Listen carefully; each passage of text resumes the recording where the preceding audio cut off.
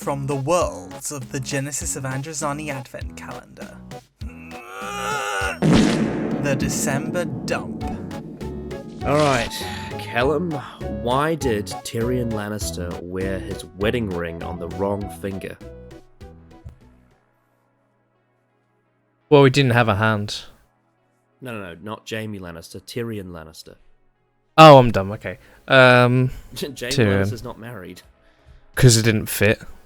No. I don't know. Because he married the wrong woman.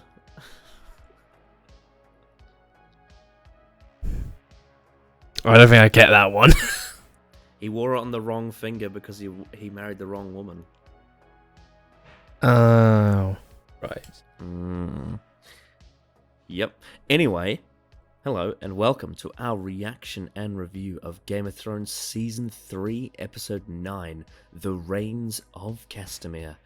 You can check us out on patreon.com/Genesis of Androzani if you'd like to get access to the full-length reaction. You can also see the early access to this video. You can also request videos for us to do. We also have a Twitter at twitter.com/GAndrozani. You can get in contact with us. We also have a Discord chat as well, which I will leave in the description. And I also have a Letterboxd account where I review films, so you can go check that out as well. That'll all be down below. Right then. Callum, going into this episode, your thoughts on the Reigns of Castamere? I don't know what I'm like specifically expecting, but I'm expecting something massive to happen because every other 9th episode of the last 2 seasons, something, or the episode overall, has been pretty dramatic in terms of the story within the show. So I'm expecting something big. I just don't know what it's going to be because I don't think it's as clear as to where this episode is going to go or where these stories are going to It's a bit different this time round because we're, rather than being near the end of a book, we're only halfway through one. Yeah. So it's a bit of a different circumstance, which will be an interesting thing to see. Yeah. No, I'm just ready to go. All right then, let's begin the Reigns of Castamere. Oh, the twins! D&D again. We haven't been here in a while. My daughter Walda, my daughter Derwa, twins. You could have had either. Could have had both for all I care.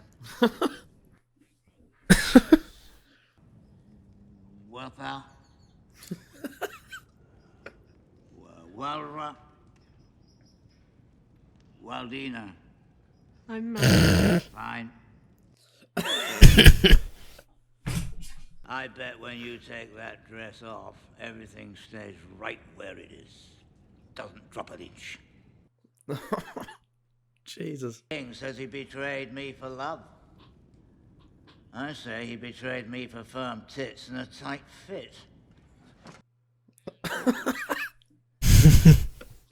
The wine will flow red, and the music will play loud, and we'll put this mess behind us. Fucking love David Bradley. You have a very suspicious mind. In my experience, only dishonest people think this way. How do you know all that? I read about it in a very old book. Books can be misleading. You're like a wizard. I always wanted to be a wizard. You're a wizard, son. No, I'm not. I don't want it. I never have. Sam, you're a fucking wizard. He'd kill you with his little finger. That him? No?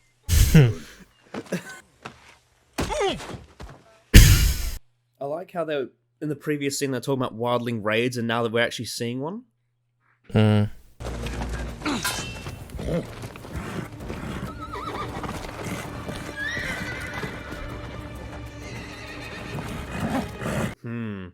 Notice John did that on purpose. Mm-hmm. Oh man. How long has it been? There's a rider out there. Oh. Just one. There's more. Hold on.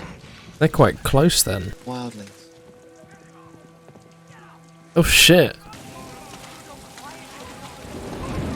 Uh-oh. Fire! Oh. Very close. God, they're literally so close. Let me go with a bit of dignity. Oh shit. You're a warg, Bran. It's in your blood. Oh fuck. Oh fuck. Oh fuck, he's gonna see John kill the man. He couldn't do it to Eirich. Will he do it to this man? Oh fuck. Yeah.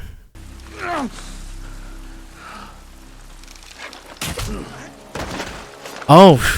Kill him!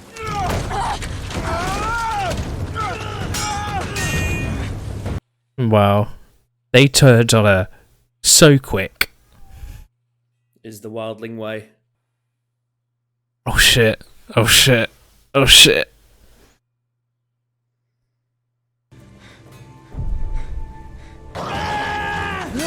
Oh shit.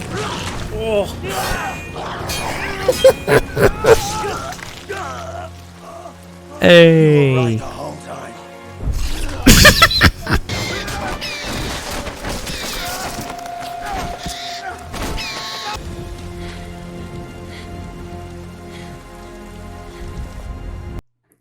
Betrayal. Ooh.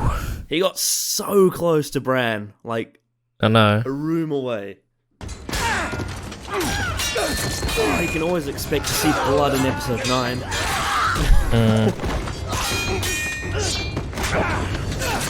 Ooh, that was good. What a spine buster.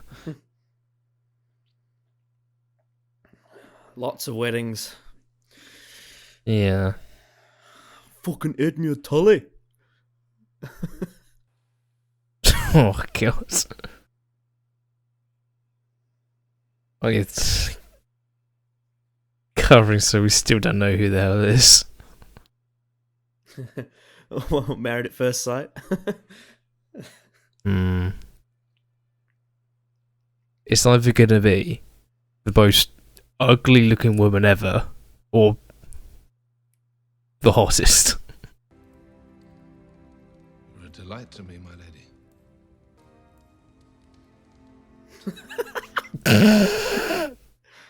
Had this one specially prepared for you. From this day until the end of my days. Oh. Me. I'm coming with you. No. You and You can't. You don't have a character. Haven't we?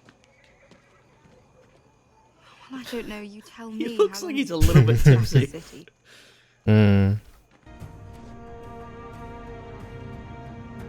The city is yours, my queen.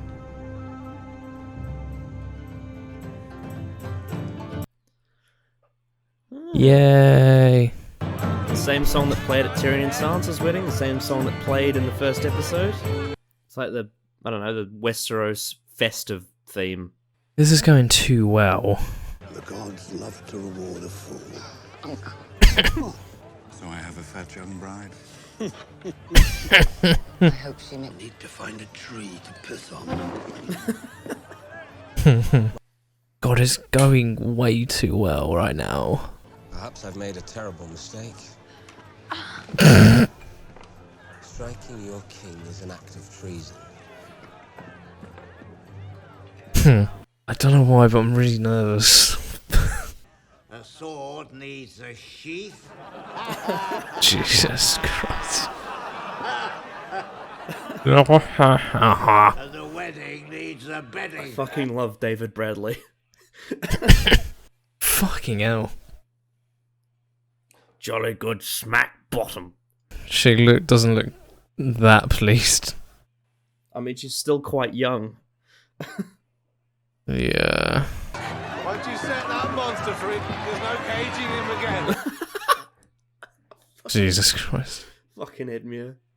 It seems to me the father should have some say in his son's naming. Eddard. Oh.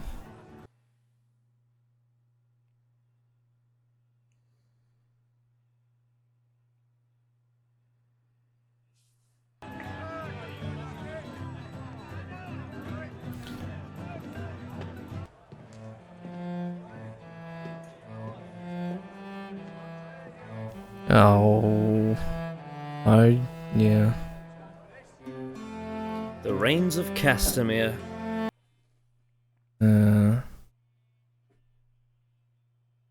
Something's going wrong.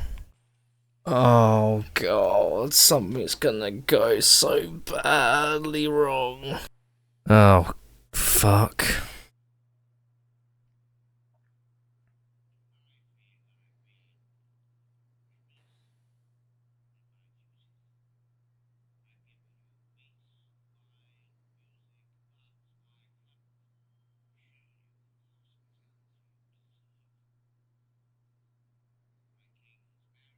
And I owe my new queen a wedding gift.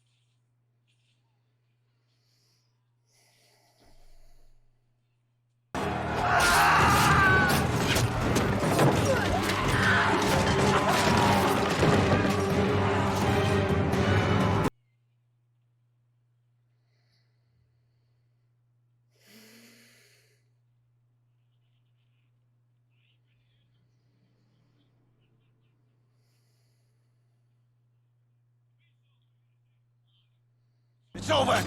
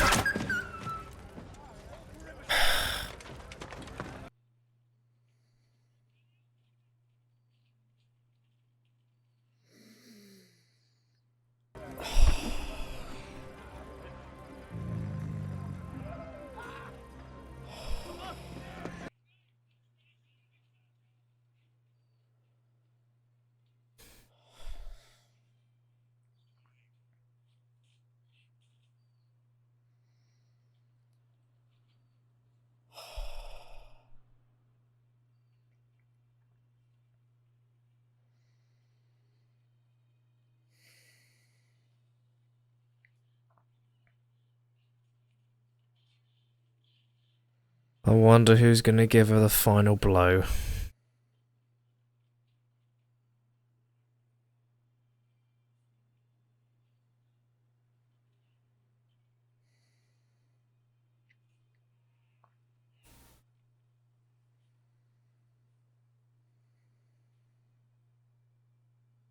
The king in the north arises.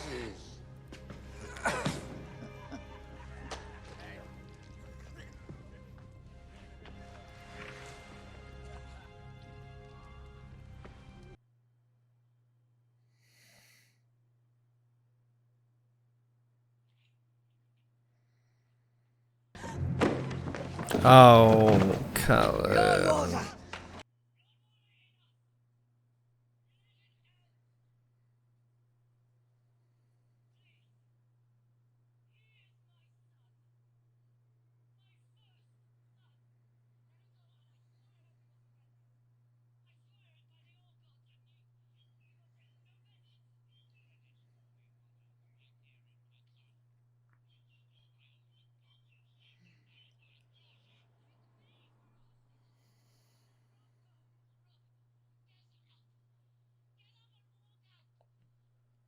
He's not gonna do that.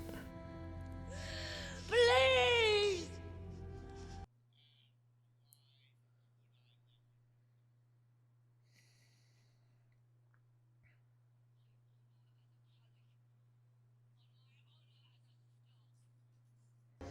Let him go, or I will cut your wife's throat.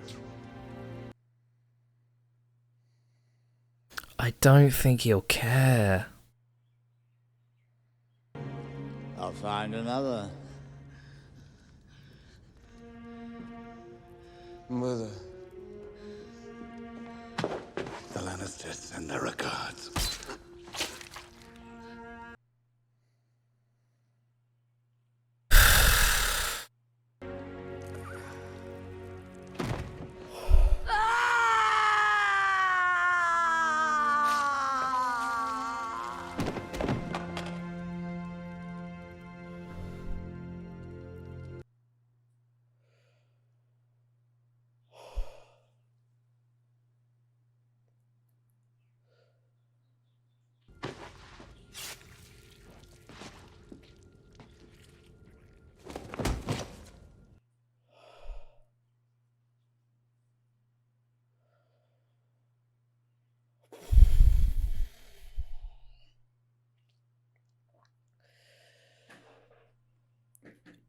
You can't see it, but they can.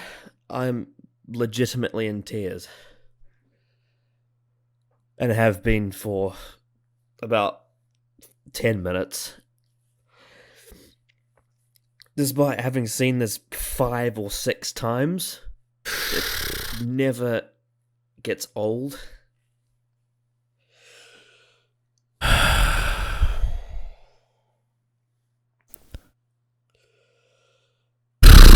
God.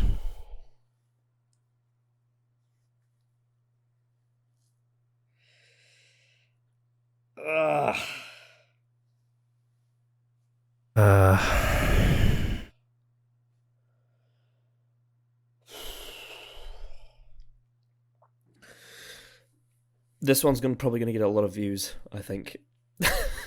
I would fucking hope so. Yep. Oh, dear.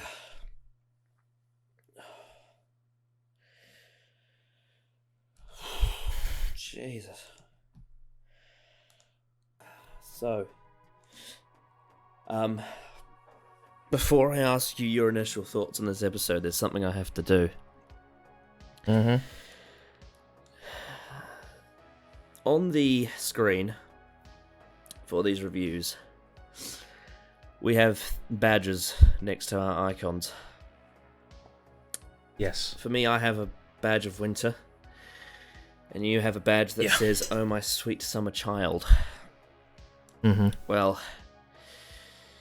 you are no longer a sweet summer child, because... No, I don't imagine I am you are now anymore. A man of winter.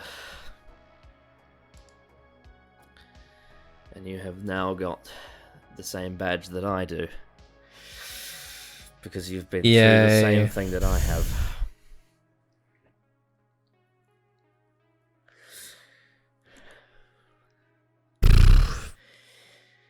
Oh boy. So, the episode may be called The Reigns of Castamere, to signify the song, the theme of House Lannister. But its real name is The Red Wedding. What are your initial thoughts on this episode, Callum? Everything before the last 10 minutes was really good. And then the last 10 minutes, it hasn't settled in yet, but that is probably the most depressing cliffhanger I've probably seen for an episode in any television show. That was brutal. That especially that last very small scene. Mm-hmm. Jesus. I know I'm kind of spoiling things, but for me, this is the best episode of the show. Out of all 8 seasons, I think it's absolute masterwork. Even the stuff outside of the twins is still brilliant. It's very tense.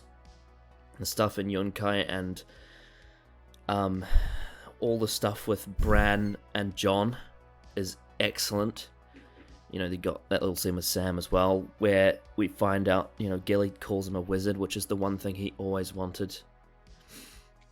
All of that stuff is brilliant, but obviously the big game-changing event was the Red Wedding at the Twins, which somehow, someway, despite the fact that D&D completely changed the story from the books, with Rob's scenes being added into the show from season 2 and 3, him having a different wife, a lot of the story turning out differently, they still managed to pull off the Red Wedding exactly as painful as it is in the novels. And it's arguably the biggest moment in modern TV. Like, it's TV's, like, it's TV's 21st century version of the snap from Infinity War. Except the difference is this can't be reversed in the next film. This is it. They're all dead.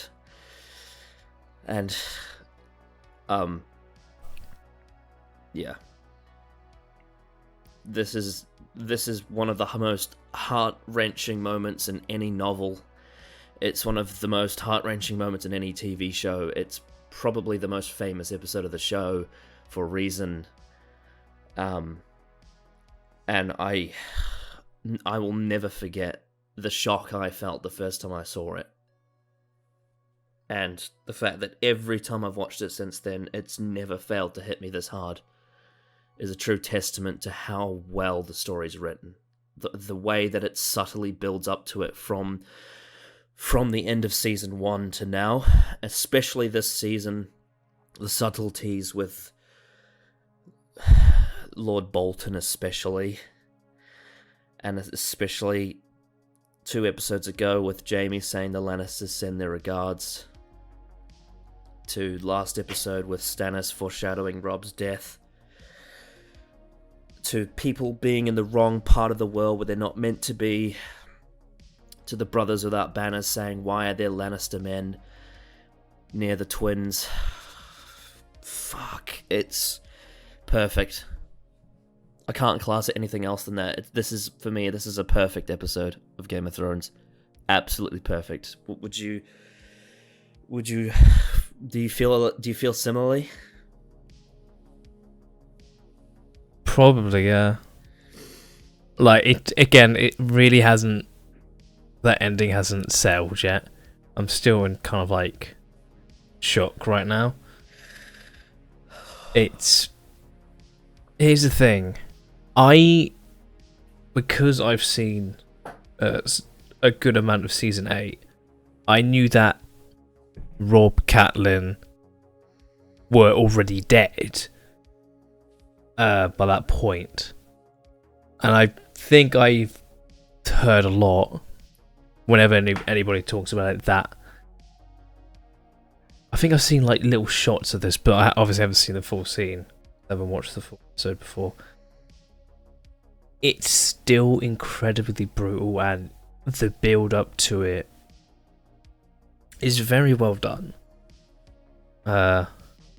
Because even just from when we started the post-wedding of this episode, something, I think I kept saying it during the reaction, something just felt off. Something didn't feel right. It all was going way too well. And then the slow descent into it just being incredibly brutal, with first stabbing the unborn child multiple times and cutting everybody's throats it's probably one of the most brutal death scenes I've probably ever seen. And like I mentioned with the very small ending scene, that was pretty heart-wrenching stuff. With the way Rob was murdered, and Catelyn's reaction was some of the most heart-wrenching acting I've probably ever seen. Yep. Michelle Fairley was amazing in this episode. Yeah, and then I love the detail that she actually does kill Walder Frey's wife. I feel like that's such a great end note to her character of who she actually is, and then gets her neck sliced in just like it dragged on for quite a while, and then it just happened, and it was just, that was probably the perfect footnote to end the episode on. Mm-hmm. Yeah, it was brutal stuff, and yeah, it's the hints of the build up to it, especially with the conversation between the Hound and Arya, talking about the closer she got, the more the fear of her will settle in. Talking about theme of the episode with Starks being close to each other but not seeing each other.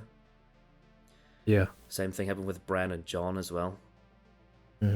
Though Bran did see Jon, so he knows he's close, so that's something, but they didn't properly reunite, and also with Rickon separating too.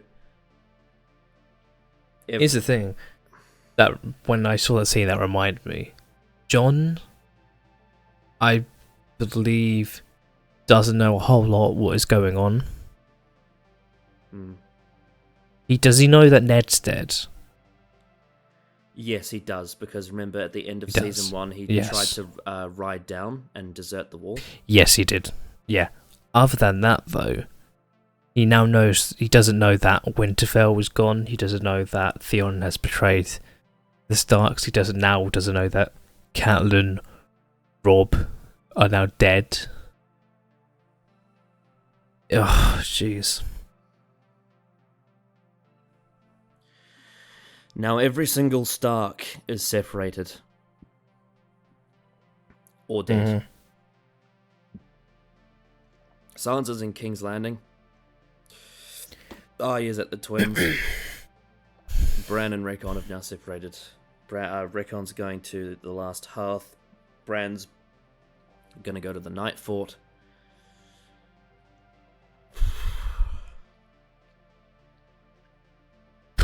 Jeez. Yeah, this whole episode was a great build up to that last 10 minutes. And I feel like this is what I feel like, because when we've been going through season 3, you've noticed that it's not very eventful. It's quite slow, but it's all been building to this one episode. It's all the small pieces that have been strung together in like this web of conspiracies and like deception. Because it's all been going on behind the scenes and we haven't seen it. And like, if you remember throughout the season, Tywin's been writing a lot of letters and we haven't seen what he's been writing. It's all been to do with this. Tywin has been sending ravens all around the world, organizing. He's been sending ravens to Roose Bolton. He's been sending ravens to Walder Frey to organize this. To win the war against Rob, blindsiding him.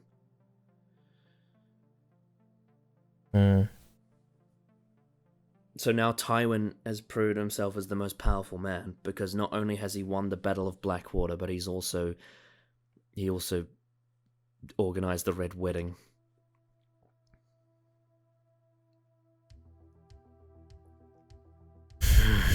Yeah.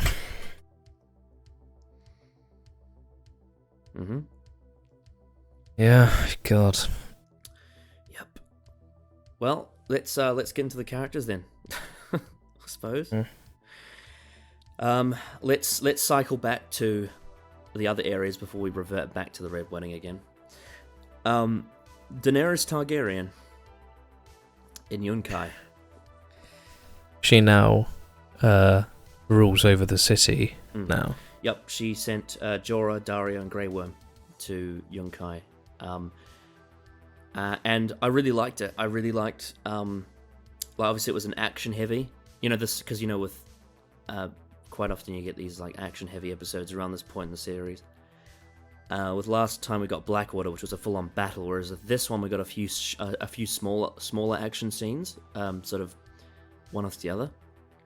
And with this, I really liked it. I love the way that Jorah didn't trust Daario, and then Daario said only a liar would, you know, in my experience, you know, untrustworthy, or at least liars speak like this. And like, obviously we know that Jorah was sent there to kill Daenerys originally, but then of course Grey Worm trusted him. And yeah, I really liked that sort of, I like the way that they're sort of competing with each other, but then they're also having to work together, Daario and Jorah. And overall, I thought the action was really cool. Like, I liked the way that Daario thought it would be easy, and then they didn't anticipate that there would be a lot of slavers to come and try and kill them. But then again, it showed the power of Jorah, Daario, and Grey Worm's fighting ability, the fact that they surrendered. And there was a lot of blood. Yeah, what did you think of that? Yeah, I enjoyed it for the brief moments we were there. I thought the choreography was pretty good. Yeah, but it was all right. And yeah, I thought it was the episode. I think it was a decent B plot for the episode. Yeah, the thing is with Yunkai, my issues with Yunkai are more to do with the previous episode, not this one.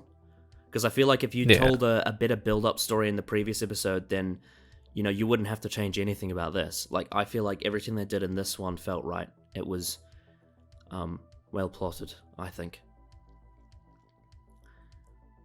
Yeah, I agree. Yeah. So I thought they did really well. I also really like the subtle details in the acting, like when Jorah and Grey Worm returned, she was happy to see them, but then she suddenly had a feeling of doubt. She's like, you know, where's Daario Naharis? Like, because she was worried about him. I think that feeds really well into Jorah's jealousy. Yeah. Oh yeah, for sure. There definitely are. Maybe I think they are building up to this sort of clash, probably. But I don't think it'll be. Well, there will be the element of the romantic side to it because of his affection for Daenerys, but I do think it's going to be more of a distrusting thing, possibly. Yeah. Also, how do you feel about because remember how Barristan wanted to get part of the fight as well, but then Jorah said, you know, you're part of the Queen's Guard, you must protect her. And I think that makes sense, except the fact that it's very clear that Barristan wants to be a part of it. He wants to get amongst the fight. But yeah, he wants being held back. I feel like he almost wants to prove himself. Because he hasn't, for most of his, at least recently, he's been serving under awful kings. So I think he really wants to actually prove himself to, like, an actual somebody believes in. Exactly. Who will actually, you know, prove him right. I also think there's another thing to that too. I think there's a bit of very subtle suggesting from Jorah, him saying that Barristan is getting old. Possibly, because he's old. But what I like about that is that's kind of a double-edged sword for Jorah, because Jorah's taking it out a bit on Barristan, saying that you're older and I can handle the fight, whereas Jorah's older than Daario. So it's almost like Jorah is dealing the same thing he's being dealt. If you get what I'm saying? What were we gonna say? Yeah, anyway, what were you going to say originally? No, I was just going to say that I pretty much agree that I think it's... he wants to prove himself, but it also could be the element of he is getting old now. So it's can he really handle himself as days go by, as weeks go by? Because this is definitely a long-term thing that will probably take years to be able to task and complete. So yeah, it'll be interesting going forward with him. Missandei was briefly there, but she didn't really do much. But yeah, overall the Yunkai plot I thought was really solid, and the action was very enjoyable, and I liked the subtle details of it, so thumbs up for me. Yeah, I agree. We obviously got a very brief scene with Samwell and Gilly, who finally reached the wall. Did you notice which castle he said they were at? No, what castle are they at? The Night Fort. Oh, right. Okay. Where did Bran say he was going to go? I'm assuming there. Very interesting. It is. Everyone seems to slowly, at least in Westeros, it does seem to sort of be slowly, but gradually coming together. I think with all these events happening. A lot of people crossing paths. Yeah. But yeah, it was a very small scene, but I really liked it because of what that means for Sam's character. The fact that we saw back in season 1 how, Jon was like, I always wanted to be a ranger. And then Sam says, I always wanted to be a wizard. And how that was kind of a character-defining scene for him. But I love how, Gilly, this woman who you can very obviously see he really cares about her. The fact that she would say something like that to him means a lot to him. You're like a wizard or something, that you can find out about these castles on a wall by reading marks on a page.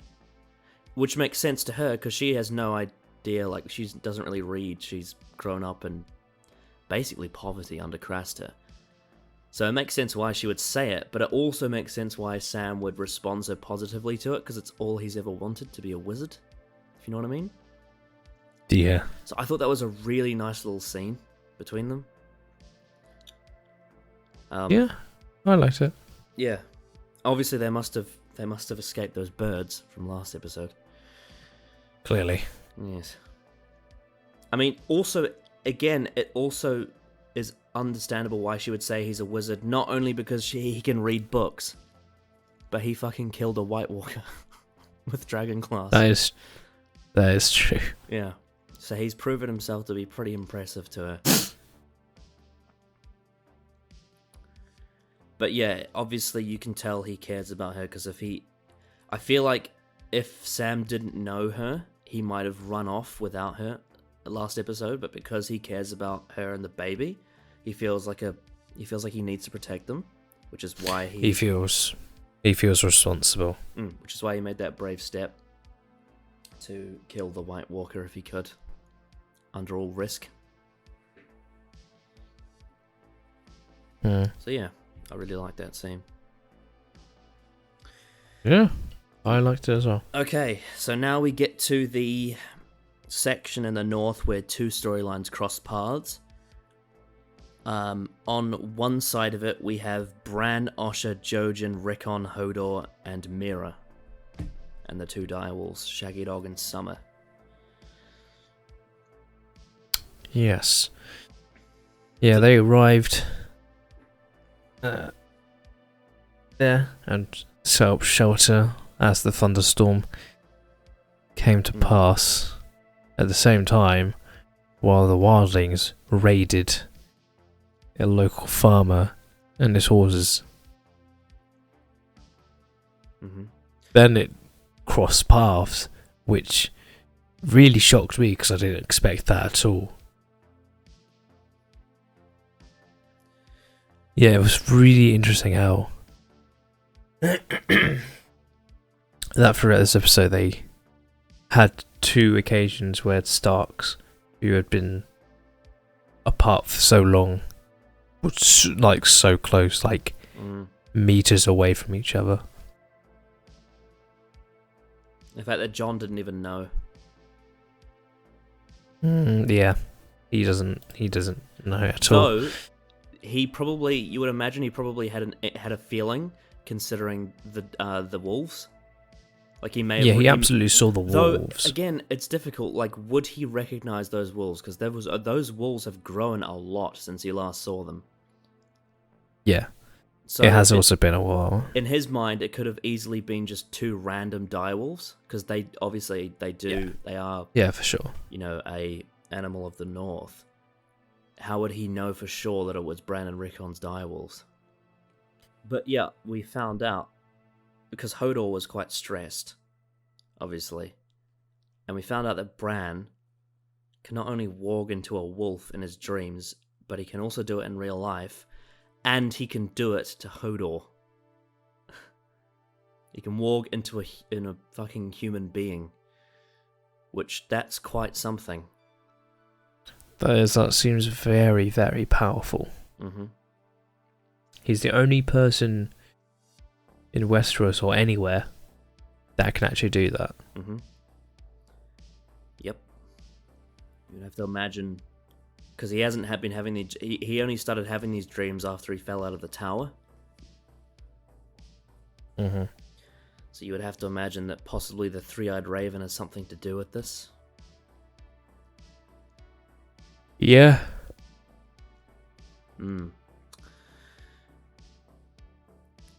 Funnily enough, we get this a lot with Game of Thrones, like, side characters.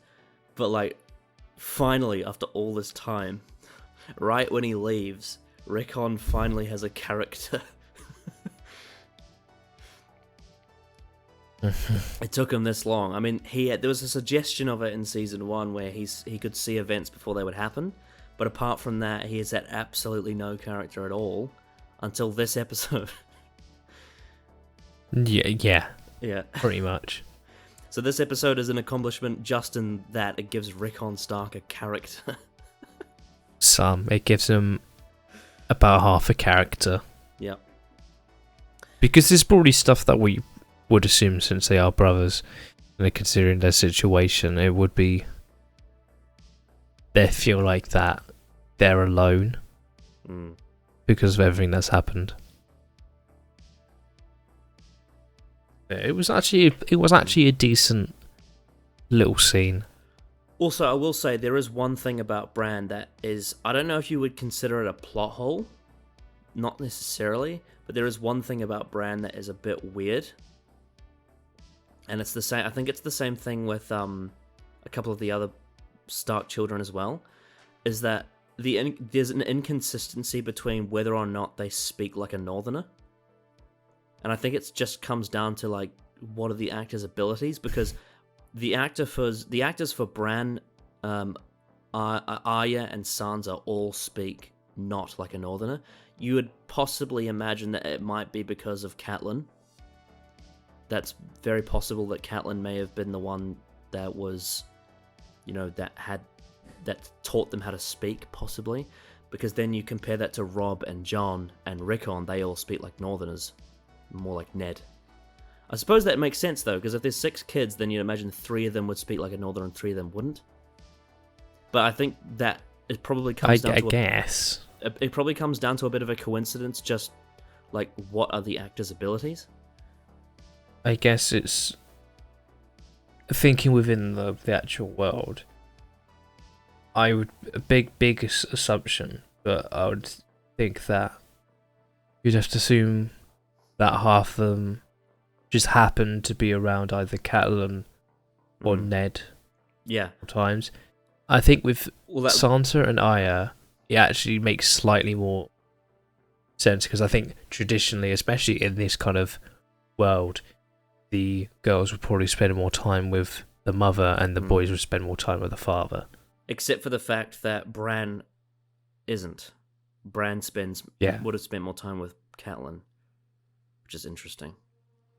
Yeah, it's weird. I It's think definitely actually, weird. I think the reason why Rickon probably speaks the northern accent isn't because of Ned. It's probably because of Rob, because Rob has to look after him quite a bit because he's the oldest child. Yeah. Possibly. It's weird, but the fact that they managed to figure out it being half northern, half not, and there being a northern parent and a non-northern parent, I suppose it makes sense somehow. It is quite possible though that the reason why Sansa speaks without a northern accent is probably because she doesn't want to. Maybe she trained herself to speak like a southern lady because she wants to be a princess, you know. I can see that being a It's possibility. possible. Yeah. I would still say that because they're a northern, they're surrounded by northerners. It's a bit weird because I feel like that when you're surrounded by northerners, and there's a lot, especially within Winterfell. I don't know. It definitely. I feel like it's more of a. They really should all be speaking like they're northerners, to me at least, because I think it's like when you're surrounded by northerners, it's you pick up on it. Like my mum is from Australia, but when she moved here, she has now lost her accent because she's surrounded by. Yeah, she is like part English, but she has lost her. Not lost it, but she now speaks English more than Australian in terms of her accent. That's interesting, actually. Yeah. I speak quite differently to my parents, because they're from different parts of New Zealand. Especially my mum. She's from the South Island, which is very different. Well, someone who's not from New Zealand might not think it's very different, but it is. To us, it sounds very different. I definitely don't. I personally don't think I have a very typical New Zealand accent. I don't know why, but I think I speak a little bit more posh than some other people do, even though I'm not. Even though I'm not posh at all. No, I would say it's more like it's not as like hard on the accent. Yeah. Yeah, because if you heard my parents speak, you'd be like, wow, that sounds quite different. Yeah. I don't know. Maybe watching a lot of British TV has had an influence on me. I don't know. Possibly. I like to extend my vowels, which is a very British Southern thing to do. Whereas most New Zealanders don't. Most New Zealanders talk like Korg. Well, not all of them, but definitely more so the Maori and Polynesian New Zealanders speak very much like Korg. Hey, what are you doing, bro? Oh no, George is driving. He's too wasted. I should say something. Anyway, one detail I picked up on in a performance that I probably have thought about before, but I really definitely want to address now, is the actor who plays Jojen Reed. He actually, honestly, is probably one of the best young actors in the show. He's not quite on Joffrey level, but the way he performs, he has this really interesting nuance in his character where when he sees something, especially when Bran does something special like warging or having special dreams, he has this sort of enigmatic enthusiasm about it, and I really, really like it. I really like the way the actor portrays the character. I like the way he has that really soft smile and basically acknowledges that Bran is special. Yeah, he's definitely a decent child actor. No one can do that. No one can do that anywhere. I also think it's a nice detail that Hodor gets stressed. He has anxiety from thunder and You know, like, because you know how some people, like, there are some animals that get stressed by thunder. Mm-hmm. I think it's, I like that detail that Hodor gets stressed by thunder. Yeah. Hodor! But yes. Anything else we want to say about that group? I mean, obviously, Osher, Shaggy Dog, and Rickon have now split from the group. Makes sense why. Obviously, Osher has mentioned how she never wants to go beyond the wall again. And I like the fact that Bran has sort of figured out on his head like what he needs to do. The fact that Osher doesn't want to go beyond the wall, and the fact that Rickon shouldn't be going beyond the wall because he's too young. And I like how he sort of put the pieces together in his head. He's like, this is what we need to do. And now they're going to be under the house of fucking Great John Umber. This meat is bloody tough. Also, why wasn't Great John Umber at the wedding? Interesting. Interesting detail. Surely you would have thought that the Umbers would have been invited to the wedding of Edmure Tully.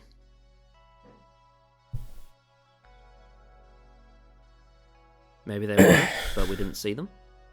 Alright then, so we'll move to the other half of that storyline with Jon Snow, Orell, Ygritte, Tormund, and the...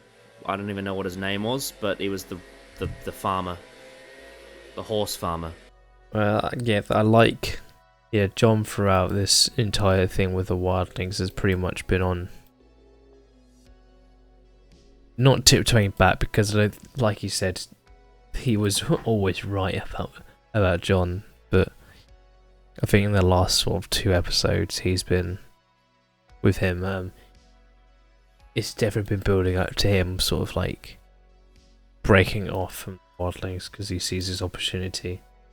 Yeah. He was very much backed into a corner. Very climactic moment. I really like the detail of how a few episodes ago, before they climbed the wall, Ygritte said, "Never betray me," and now he's betrayed her. Yeah. And when she realizes this, she's got shock and awe on her face. Mm-hmm. It was a very tense scene. What I love about it, and love it when they do this as storytelling. The Theon scene where he beheads Roderick Cassel, the Robb scene where he beheads Rickard Karstark, both had thunderous rain. And then when Jon is about to behead this farmer, there's also rain again. But unlike his 2 others, he did not do it. He did not behead the man. But I love the way that the rain suggests that he will. If you know what I mean? Mm-hmm. Yeah. It's good themes. But yeah, I really like that. I love the whole thing of when he killed Orell and said, "You were right the entire time."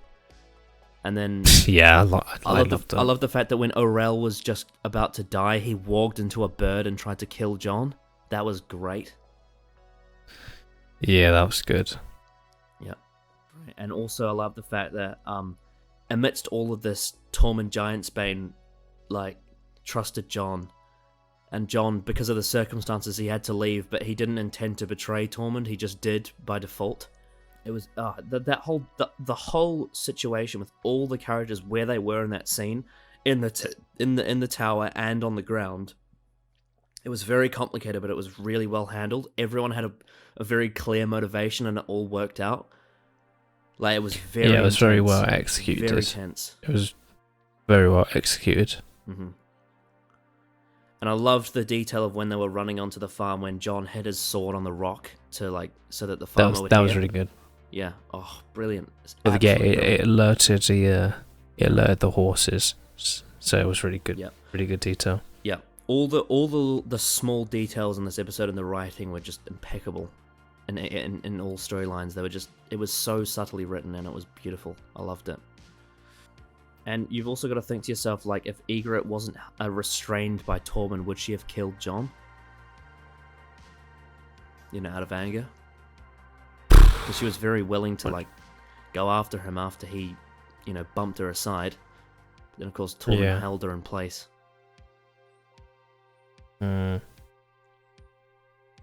Yeah, that definitely won't be the last time they'll be at odds. But there's going to be a big moment between those two. But yeah, you got to after imagine this. now that because John, if John makes it to Castle Black, he now has, you know, information that the wildlings not only are behind them, but he also knows that Mance Rayder wants to light the biggest fire the North's ever seen. So he now knows that the wildlings are coming, and he can forewarn them for that. Yeah. But then you've also But there's a lot. Is he going to make it? There's a lot on their hands because they're going to have people on both sides. They're going to have wildlings from both sides, and then you've also got to factor in the fact that now Craster's keep has been taken over. You know, Mormont's dead and Craster's dead, and now Carl Tanner and Rast pretty much own that keep as well. Pretty much. So now you got to imagine to yourself, well, when Mance Rayder brings his army down, will Carl Tanner and Rast side with the wildlings, or would they side with the crows? Because they're beyond the wall, and they've betrayed their Lord Commander. However, at the same time, Carl Tanner's motivation for killing Kit Craster was, "You are a wildling bastard." And you got to factor in the fact that Carl Tanner has now taken away the White Walker's source of children. So now you can imagine that the White Walkers now have a motivation to push forward, because now they don't have as many babies to breed. So it's all happening. It's all happening with the Castle Black storyline, with the Night's Watch. From all points of view, it's just it's turned into chaos. Yeah. All because of very small decisions made. Boo. A lot of shit went down. Yeah, it was a really good overall. And if you think about it, probably none of this would have even happened had Corran Half had not sacrificed himself. Possibly, yeah. It's crazy when you think about it like that. All these little tiny decisions add up to this one massive chaotic storyline. Yeah. It's absolutely brilliant. So that's an interesting fact, that my favorite episode of the show doesn't feature King's Landing at all. No, it doesn't. Nope. Okay then, well, if we're done with that section, then we can revert back to the Red Wedding again. So, there were a lot of characters in this. Let's start from the outside with Arya Stark and the Hound. Yeah, the whole story of Troy. They solved the story with the man Arya refused the Hound to kill, which I thought was interesting for sure. And then after that, it was pretty much what we mentioned before, with it her getting closer and closer, but the fear building and building and building. Yeah, that was just very well done. The fact, again, like talking about how Bran, Rickon and Jon nearly got close to each other, but then you've also got to think like Arya nearly got close to her mother and to Robb. Honestly, from Arya's perspective, she has pretty much lost everyone, because she doesn't know anything else that's happened since she's escaped King's Landing. It's her whole life has pretty much crumbled down, and she was so close to getting back what she lost. Yeah, I really like her dialogue with the Hound about how he can tell that he senses fear in her, and the Hound, obviously leading by example of the scenes we've seen beforehand, you know, she's not going to be able to escape because he will catch her, and she knows this. Yeah. I thought that scene where she saw Greywind die was so good. That scene was just... that was heartbreaking to watch. Because you can tell she... Like, it's interesting with John... him not really... You wouldn't... It's kind of up in the air whether or not he knew it was their direwolves or they were just random ones. But because Arya knew where she was going, she knew that that was Greywind. She knew that that was Robb's direwolf. And I think it's very evidently clear when she saw Greywind die, she knew exactly what was happening. Yeah. There's a small detail in the books that's slightly different, but it still has the same ending.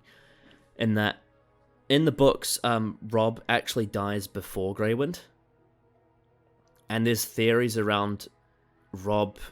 They say that Robb walked into Greywind after his human body died, and like he walked into the direwolf and was in control of it. Basically, the direwolf's body became him, but then they killed Greywind and he died in the direwolf's body as well. So there's theories that Robb actually died twice in the books. Right. But in this, in the show, it still works the same way, in the sense that it's like it's kind of a reverse factor, because right before anything even happens, before they even shut the doors, you notice that Robb's direwolf like starts to howl, and that kind of leads into the whole thing of like, you know, animals being able to like, there's this whole thing around how animals foresee events.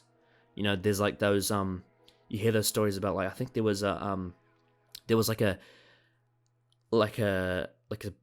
dock side or something in some country that had that, you know, it would consistently have like 50 seals on it or something like that, and then like the day before there was an earthquake or a tsunami, like the seals left. There were no seals on that dock, which was really bizarre, and then right after it there was a natural disaster. There's all sorts of things about animals being able to like foresee danger or tragic events.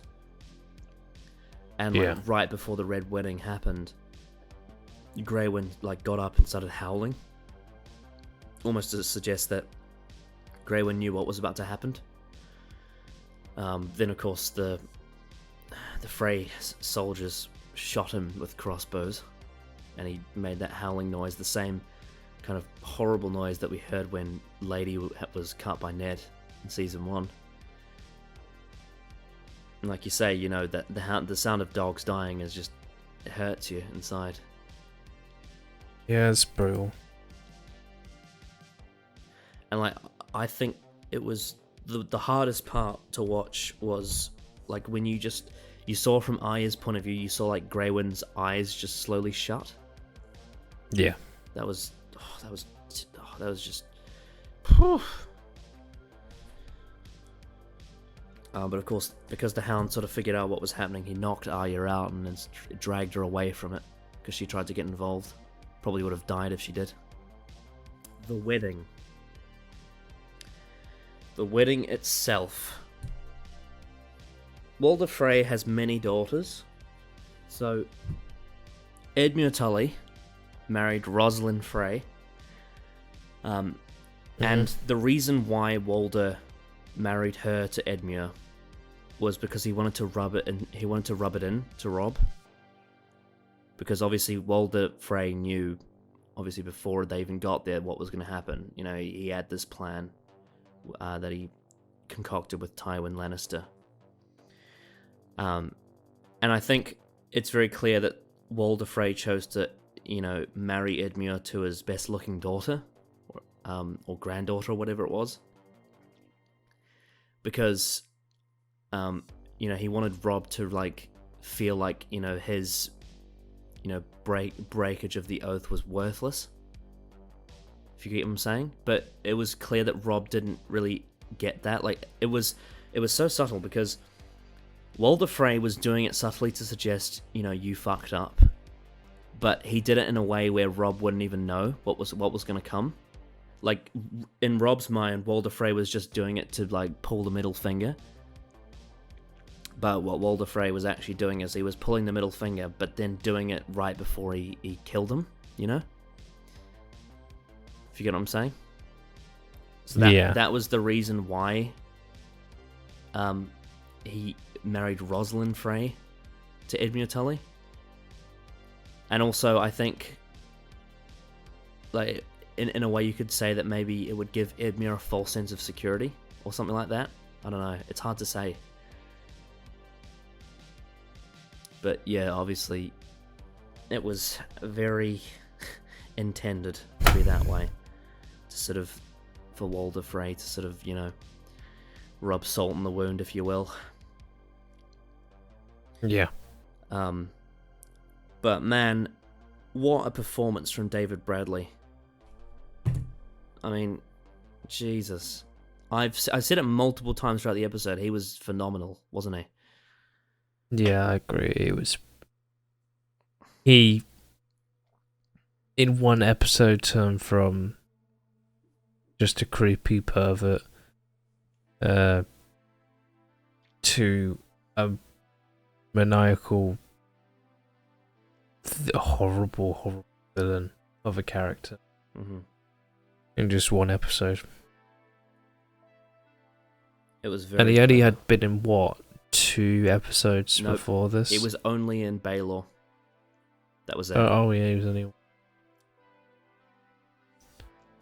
Yeah. Yep, this was his second episode, technically. Mm-hmm. I thought Walder Frey was excellent. Boy.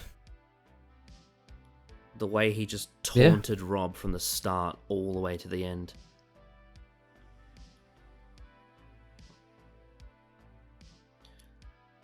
Yeah, like, pretty much. I love the way when he brought Talisa forward at the start, he was basically saying to him, so this is what you betrayed me for?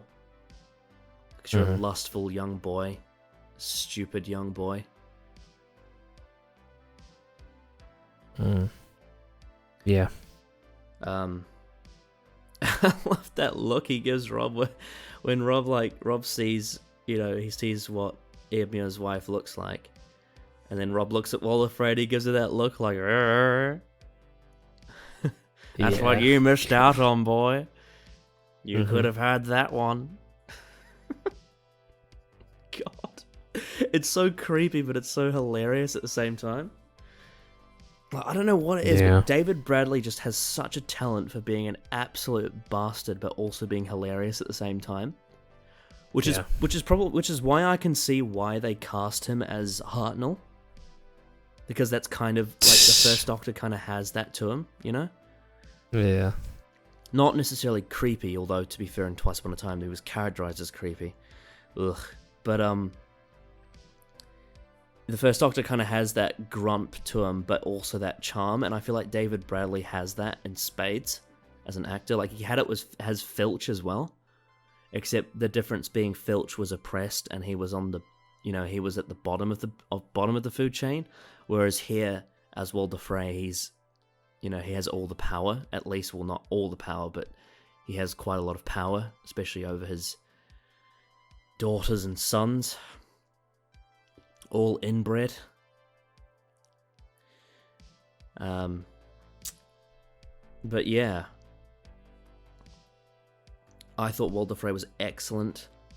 And I loved the way when people were being slaughtered, he like quickly drank his wine as if he was enjoying it. You know, he licking his chops, if you know what I mean. Mm-hmm. And I think, honestly, it's such a small line, but my favourite line from Walder Frey in this whole show is when Catelyn says to him, "I'll cut your wife's throat," and he just says, "I'll find another." Perfect. Yeah. I thought David Bradley's performance was amazing. Perfectly played the character exactly the way he was written. No, just amazing. Absolutely amazing. Yeah. The fact that Catelyn trusted him because they were friends since they were children. Again, Starks are stupid. Yeah, they pretty much are. Yep. Another character that was in this episode was Brendan the Blackfish Tully, who was he's smug at Edmure when the quote unquote ugly daughters was shown, saying like, "Huh, you're gonna get one of those, you fucking loser." But then when during the wedding, he looks over at the daughters and they're all smiling at him, and he quickly looks away.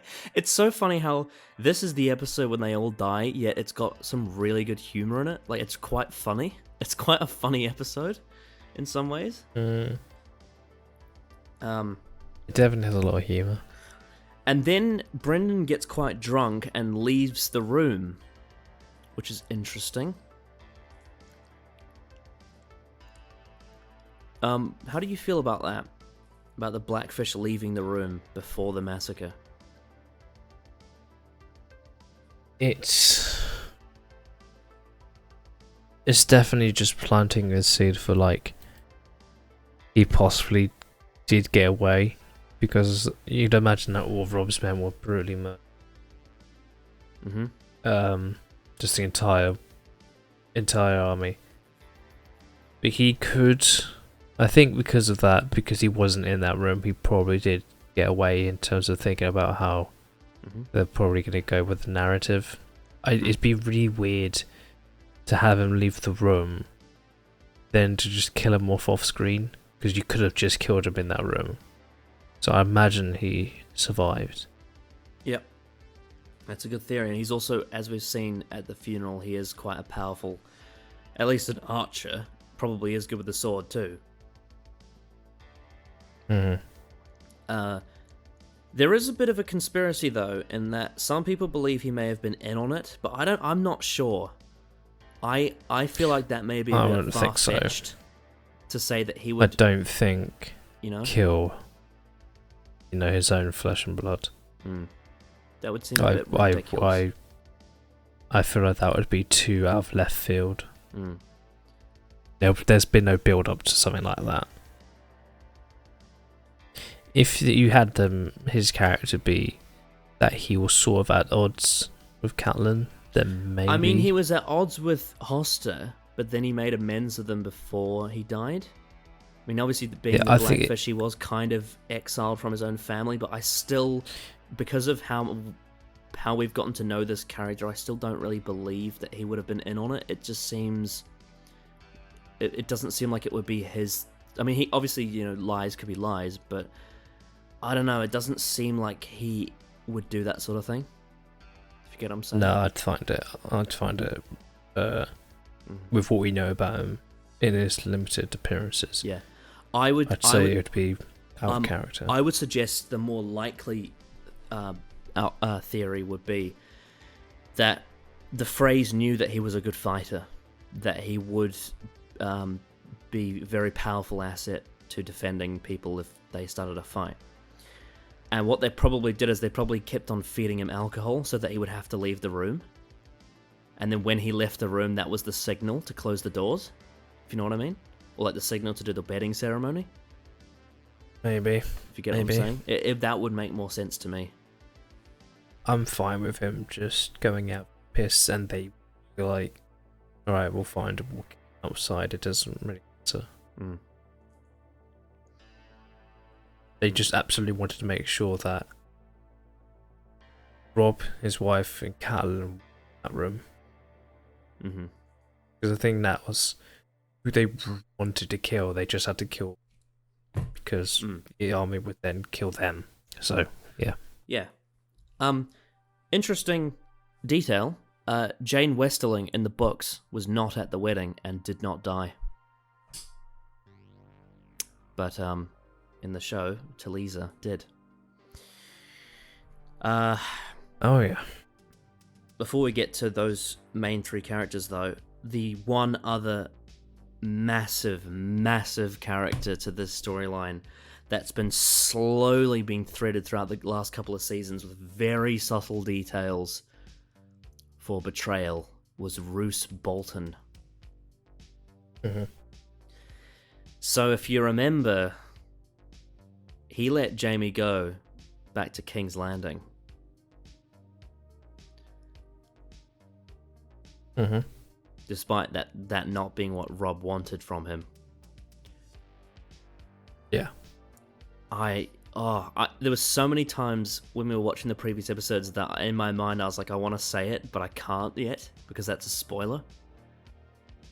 Mm-hmm. But there's so many details with Roose Bolton from pretty much the start of this season all the way to now, where if you rewatch season 3 knowing that this is going to happen, you can pretty much tell that he's in on it. Which means that Tywin has been planning this ever since he got to King's Landing. And in fact, you could even say Tywin was probably... You possibly even come up with a theory that Tywin may have been planning this since he was at Harrenhal. Possibly. Because, yeah, there's so many interesting details about what Roose Bolton says in certain dialogue scenes throughout the entire thing, and all of the foreshadowing, especially from season 2, where Talisa would take priority over Roose Bolton in scenes with Robb, and how often he would have to leave the room because she entered. It's been building and building and building, and it's very evidently clear that he was also in on it. And when I said at the end of season 2 with Winterfell being burned down, not by the Ironborn necessarily, but by the Boltons, because obviously Ramsay took Theon to the Dreadfort and they didn't tell Robb where he was. You notice that detail? I've mentioned it a few times before in reviews. I said, why would they take him to the Dreadfort and not tell Robb? It's because they didn't want to.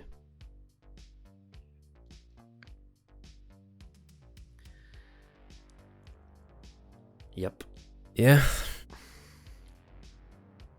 Yeah, they've very much have subtly him throughout the story. Mm-hmm.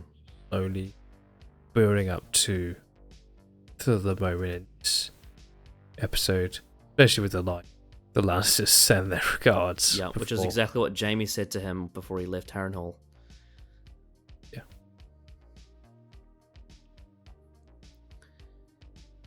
Yeah. Mm-hmm. There's so much I've been wanting to say about Roose Bolton's character up to this point, but I couldn't because it was all foreshadowing. Yeah. But it's brilliant. It's absolutely brilliant. And now you got to think to yourself, well, now that Robb, the King in the North, is dead, and Bran and Rickon are off elsewhere, that Winterfell is left in ruin with no Starks in it, the fact that Ramsay is at the Dreadfort, the fact that Roose Bolton controls Harrenhal, that the Freys control the twins, and the fact that Roose Bolton is now under, partnership with Tywin Lannister, that now gives the Boltons, well, pretty much the Boltons have quite a bit of power over the North now that the Starks are gone. And what that means is now Tywin, as a conqueror, now has more power in the North than he did beforehand. Yeah. It does. Oh. Man. George R. R. Martin is a fucking genius. The fact that he planned this from the first book as well.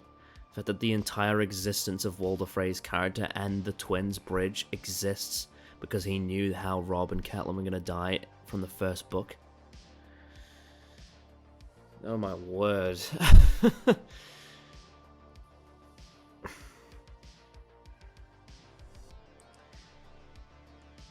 And the fact that the first episode that Tywin Lannister appears in is episode 7 of season 1, which is the one where Ned gets captured. And Ned getting captured is the whole reason Robb goes to war. Mm-hmm. So that all links back. Yeah. It's fucking amazing. I love that moment when they sit down at the table with the Reigns of Castamere playing in the background and Catelyn unrolls Roose Bolton's sleeve and sees chainmail. Yeah. That was just, oh, it was just so good.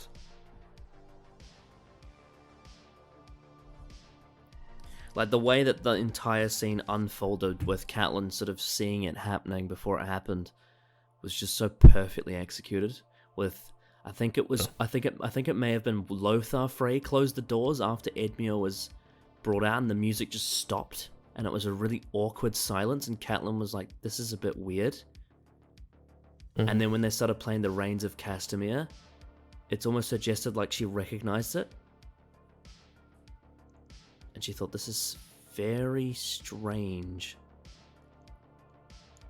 Yeah. I think another one of my favorite moments with Catelyn is that you can see she was looking at Robb and Tazer and she finally accepted her. At the very end, she finally accepted, you know, I approve of this marriage. Yeah.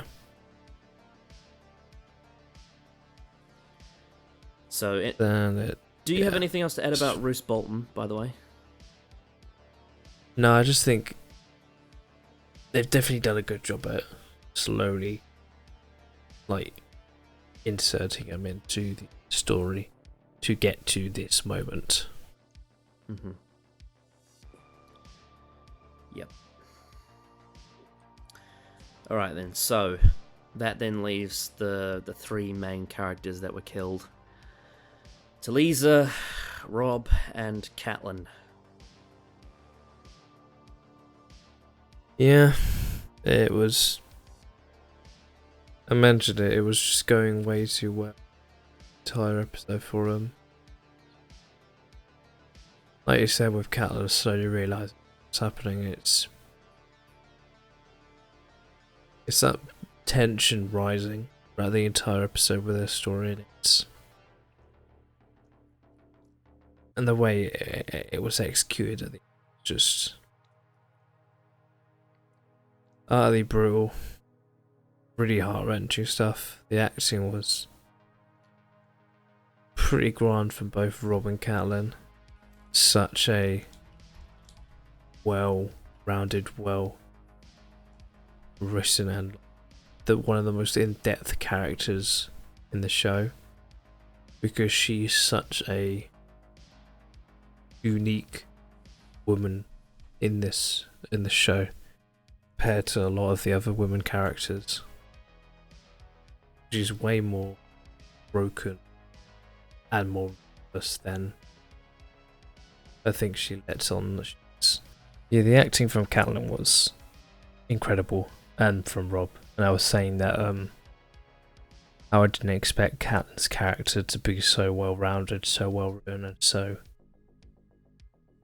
in depth, because she's such a different character from all the other women characters from the show. Because she's quite ruthless, but doesn't really show it. She's very broken as a person. Like I mentioned with like her final moments, how she did kill Walder Fraser wife before dying as Robb died. It was... The performance was outstanding. It was probably the best performance of the episode for me. In that moment. Richard Madden as well, I thought was amazing. I think one of the moments that's the most like sort of haunting to look at is when that Frey, especially the way with the way it's shot, when that Frey guard goes to stab Tazer in the stomach, like she just sort of, you can sort of, when you look at her, she's sort of still. She's almost like completely still before he grabs her, and you can tell she doesn't really know what's happening. She's a bit confused, and she just sort of sits there and it isn't moving. There's something about that that's really creepy. Of course, then she gets stabbed, which is a brutal way to die. Like, she's possibly had the most brutal death out of anyone we've had in the show. Yeah, and just that shot of Robb looking at her, holding a, dead, unborn son, and just holding her head, and with her eyes gone all black and still, you know. Mm-hmm. I thought the acting from Richard Madden was so good, like genuine. You felt genuine, like his life was over. You know, he had nothing left to live for. Mm-hmm.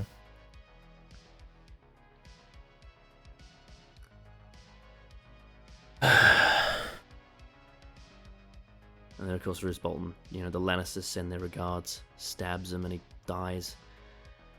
The young wolf.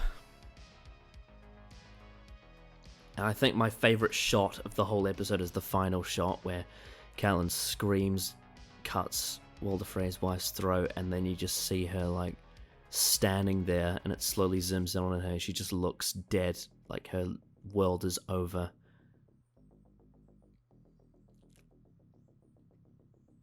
Yeah, it was hard to watch that final shot for me. At that point. Yep. Yes. And that ends their stories. I think the moment that I knew that it was something was when I first watched it. The moment when I knew it was something was like too good to be true. I wasn't quite sure what was going to happen, but something that seemed a bit too good to be true was when Talisa said we should name our son Eddard. That was like, pretty much the moment. I was like, that was the moment for me. I was like, this is something out of a fairy tale, and it doesn't feel right. Of course, it wasn't. Yeah, that was the moment when I'm like, yeah, I think I know what's about to happen. Mm-hmm. Because I felt the tension rising for whatever reason in that scene. What I love about the Red Wedding as a twist is it kind of combines the two kinds of twists you get together at the same time. Because there's the classic kind of twist of you don't see something coming. You know, like, I'm your father or whatever. And then there's the Alfred Hitchcock tension where you know what's about to happen, but you don't want it to happen. And somehow, someway, the Red Wedding manages to pull off having both at the same time. Where the tension is rising because you know something's about to happen, but you don't quite know what.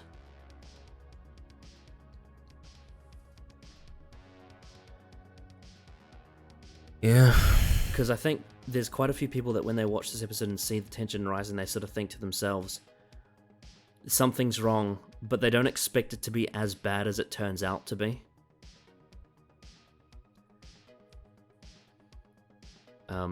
Yeah. Oof. Jesus. So yeah, what do you think about this as an ending for Robb and Catelyn's characters? It's a sad and depressing ending. It's pretty brutal, and it's like, I don't know, it was just so, like, it ended really well, but yet was so just uncomfortably, like, brutal. Mm-hmm. Yeah. When Dave and Dan read the books, this is the moment when they read this in A Storm of Swords. This is the moment when they realized that they wanted to make it into a TV show. When they read this this point in the story, they're like, fuck, this needs to be seen.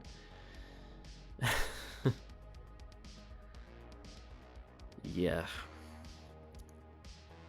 So, is there anything else you want to add on top of the characters in the Red Wedding?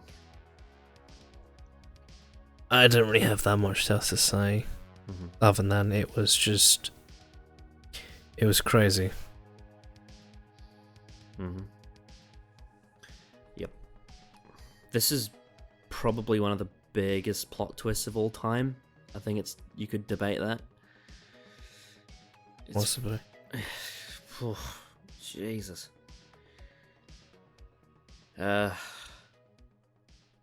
Alright.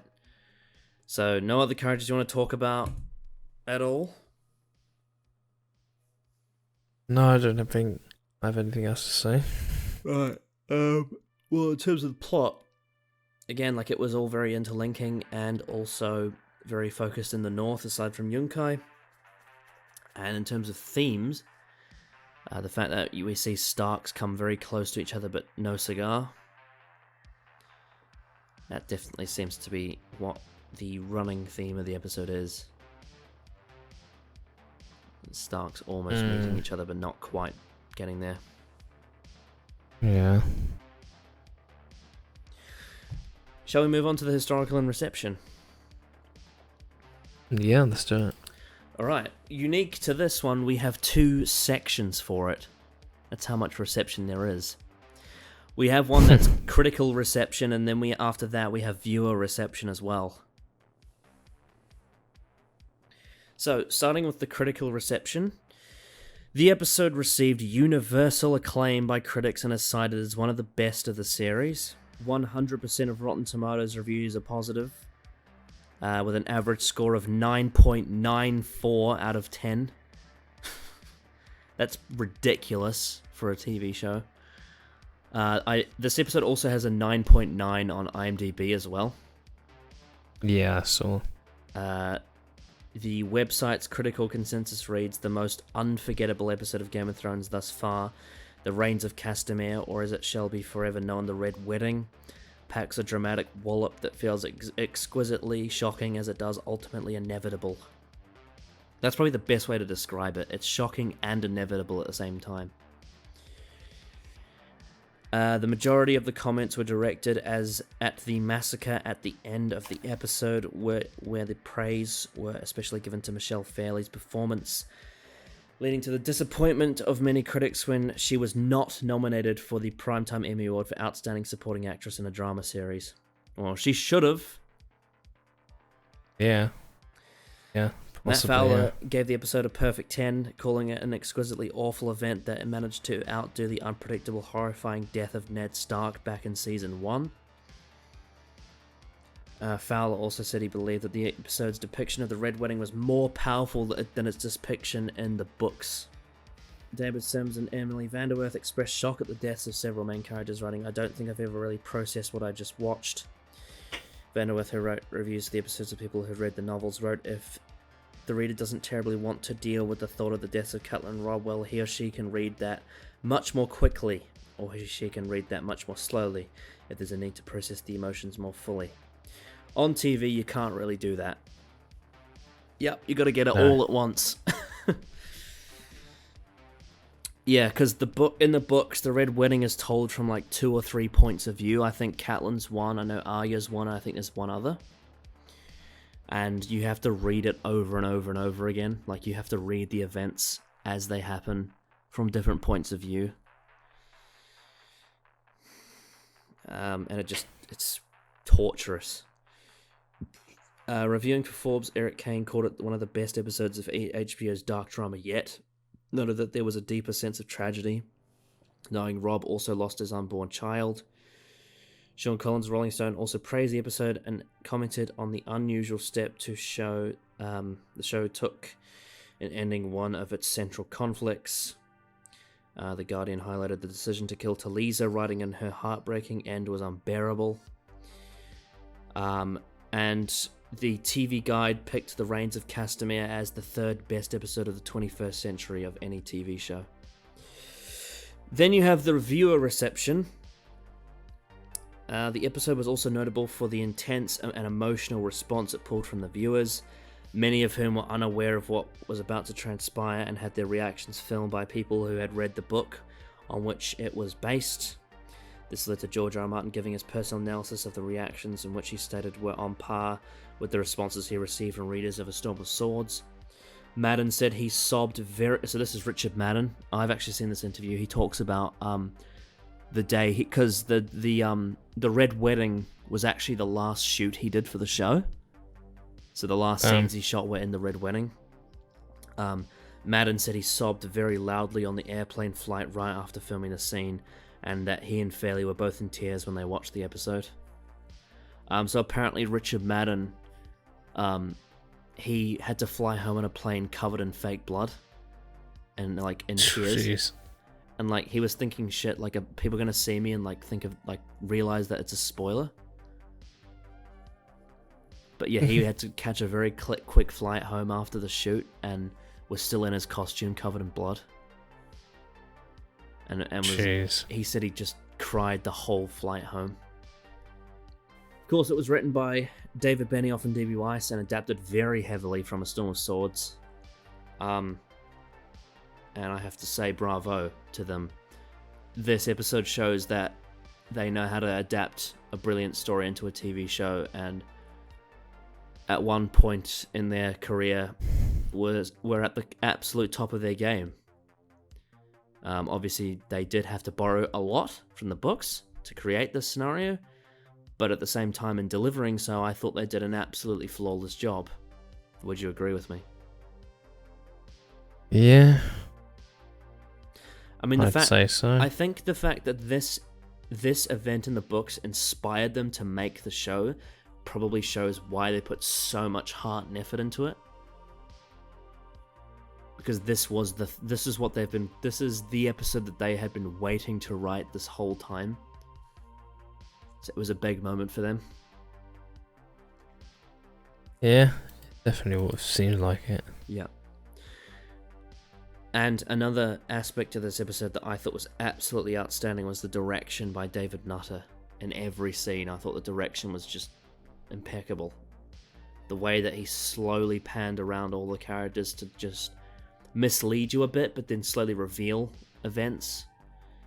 I thought the action scenes are really well directed in Yunkai and with Jon Snow's scene. Just the entire thing, top to bottom, just brilliant, absolutely brilliant. Would you agree? Yeah.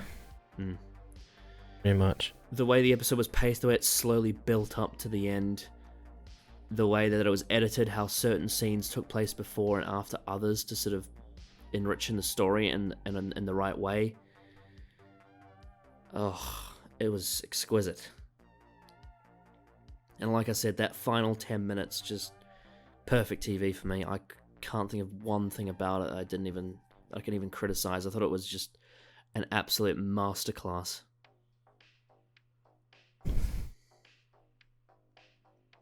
Yeah, I can't describe it any differently. Yeah, to be honest. Like, do you have any specific details you want to mention? I mean, there's all those specific shots, like the chainmail with Roose Bolton.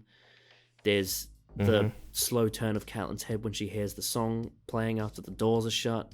Obviously, the final shot. You know, you got, like I said, the action scenes. It was just the scenes with Bran, like, warging. The storm with the rain. Just, I can't even... What else can I say? It was just amazing. This episode felt cinematic to me.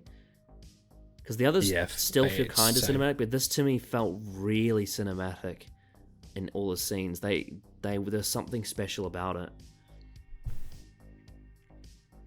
Yeah, this episode was extremely story driven. It didn't dawdle around at any point for me. Yep. And the script was very tight as well. Every scene was like so crucial to all the storylines. Just the attention to detail was just amazing. The music by Raymond Javadi. What was your thoughts on the music? It was pretty great throughout the entire thing.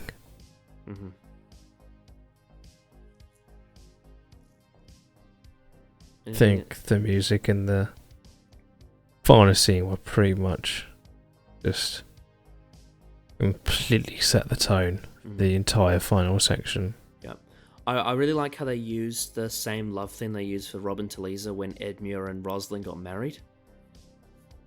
Linking those two scenes together.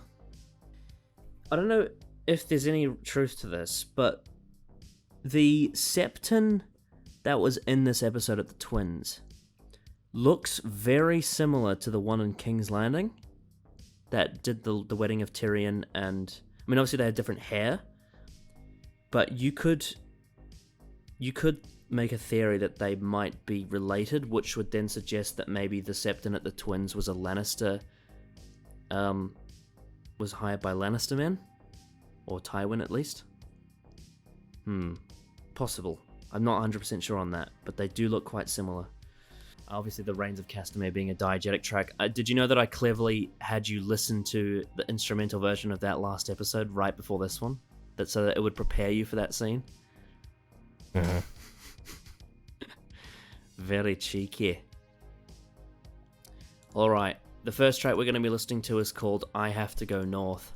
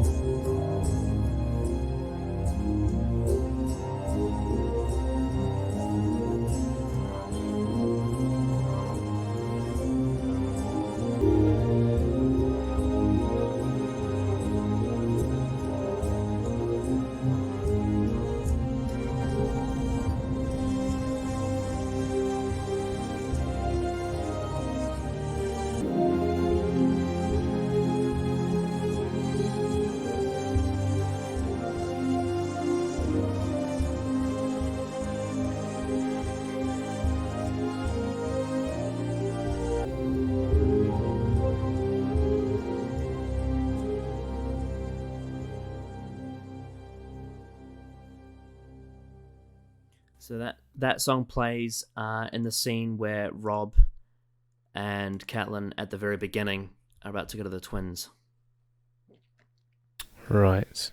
It also plays in Kissed by Fire when Robb tells Talisa he has to attack Casterly Rock, and to do so must ask the help of Walder Frey.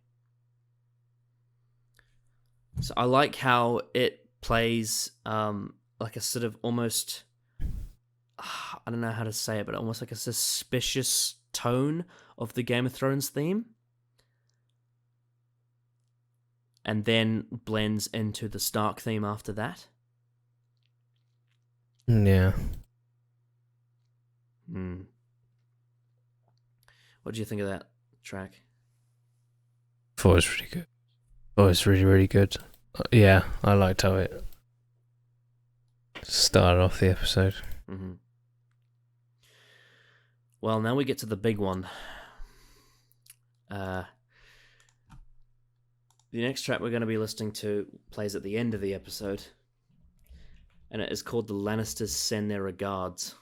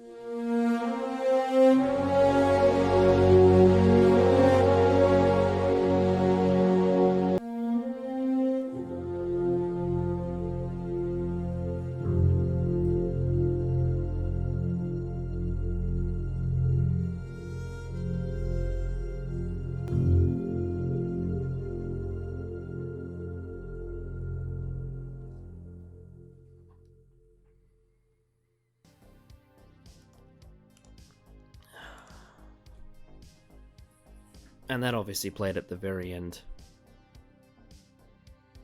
Yeah. Yeah. That sort of like took me back to that moment. I'm just... Yeah, that last minute is like... It's like...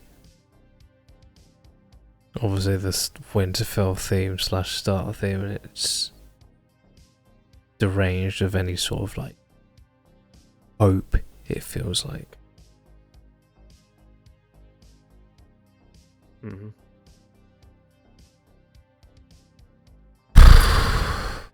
Yes. 6 minutes that was long. Almost. Yeah.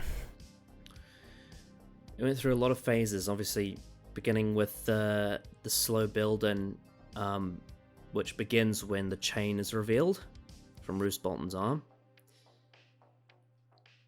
And then of course it turns into mayhem, you know, which to me seems very influenced from horror films. It sounded very Psycho-esque. Then of course when it transitions to outside, you get, you know, a bit of a different style theme with the outside scenes. You know, with Arya, I believe, was the storyline at that point. But then, of course, like you said, it transitions back inside and it becomes very sad. And you just hear that Stark theme just die. And then it just fades slowly down into just very heavy bass, and just you can hear the instruments just sort of crying away and then slowly disappearing. I think it's masterwork by Raymond Chavity. I think it's pretty much exactly what the Red Wedding needed. Yeah, I agree pretty much. It was very well suited. Mm-hmm. With that said, what is it now time for? It's time for the trivia of death. Yes. The episode is named after the song The Rains of Castamere, the unofficial anthem of House Lannister and Tywin Lannister, which refers to the destruction of House Rain of Castamere after their rebellion against them. The song was heard in Blackwater and Darkwing's Dark Words, and its backstory was explained in the previous episode, Second Sons. So obviously we got that explanation from Cersei what the song means last episode, and then we heard it here, which is a brilliant bit of foreshadowing. I love the fact that Cersei explained to Marjorie that it was about the Lannisters taking down a house, and then that song is used again here when they take down another who challenged them. King's Landing and all of its associated characters and storylines do not appear in this episode to primarily focus on the events at the Twins. This makes it the first episode not to have even a single scene in King's Landing. The episode doesn't exclusively focus on the Twins, the way that the Blackwater focused exclusively on King's Landing. As the Daenerys, Jon Snow, Bran, Sam and Arya subplots make short appearances. The Dragonstone and Greyjoy storylines do not appear in this episode either. There was a 2-week break between Second Sons and the Reigns of Castamere due to the Memorial Day holiday on May 26 in the United States. Because when Blackwater aired, they had a problem where obviously the viewership dropped massively, if you remember. Mm-hmm. And now you can see why they delayed it. Because they wanted everyone to see this one. Mm-hmm.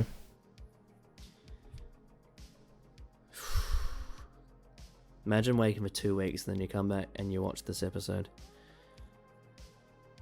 Yeah, jeez. George R.R. Martin found the Red Wedding, which takes place 2/3 of the way through the 3rd volume, A Storm of Swords, to be the most difficult and upsetting scene to write in the first 5 novels. He wrote the chapters leading up to the wedding and then skipped it, completing the rest of the novel before going back and writing the chapter the event itself takes place in, as he could not bring himself to write it any earlier. So he went and wrote the entire rest of A Storm of Swords before going back and writing this one last because he wanted to avoid it. Because he was so heartbroken thinking about it, but he knew that he had to do it because it's what he'd been building to.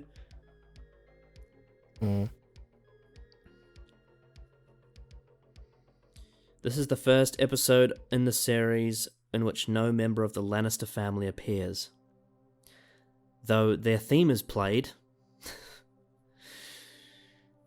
Author George R. R. Martin revealed that he was hoping to play one of the casualties at the Twins, but his schedule prevented him from doing so. That would have been cool, actually, if he had appeared in the Red Wedding.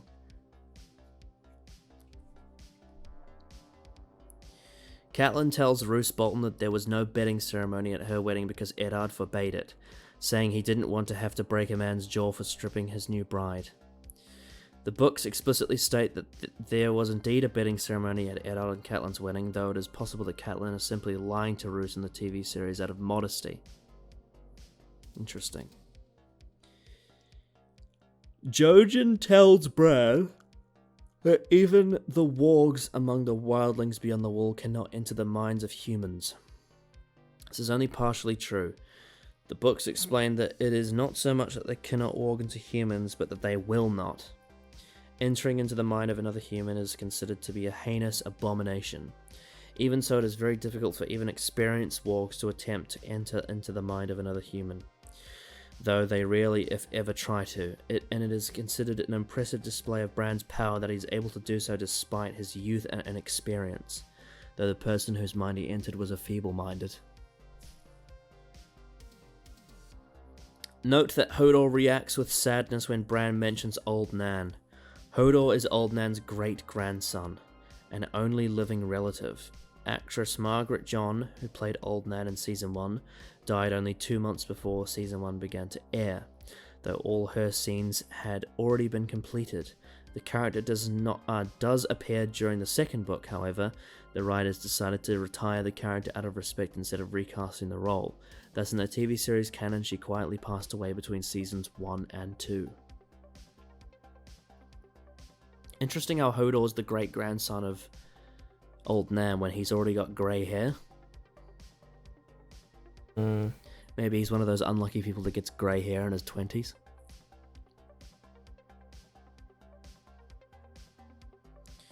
This marks the first mention of Jaehaerys I Targaryen, who reigned some 2 centuries prior to the series. In the books, Jaehaerys II was the father of the Mad King and the son of Aegon V, making Jaehaerys II the nephew of Maester Aemon. Jaehaerys II has been removed from the TV continuity apparently to simplify the relationship between Daenerys and Maester Aemon.